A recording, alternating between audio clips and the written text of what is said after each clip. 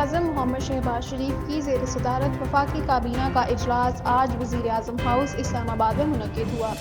اجلاس کے شرکا سے خطاب کرتے ہوئے وزیر اعظم نے پاکستان اور عالمی مالیاتی فنڈ کے درمیان ایکسٹینڈڈ فنڈ فیسلٹی کے ریویو کے حوالے سے اسٹاف لیول معاہدے اور ماحولیاتی تبدیلی کے خلاف پاکستان کی معاونت کے لیے 1.3 ارب امریکی ڈالرز کے فنڈ کے حوالے پر معاہدہ کیا۔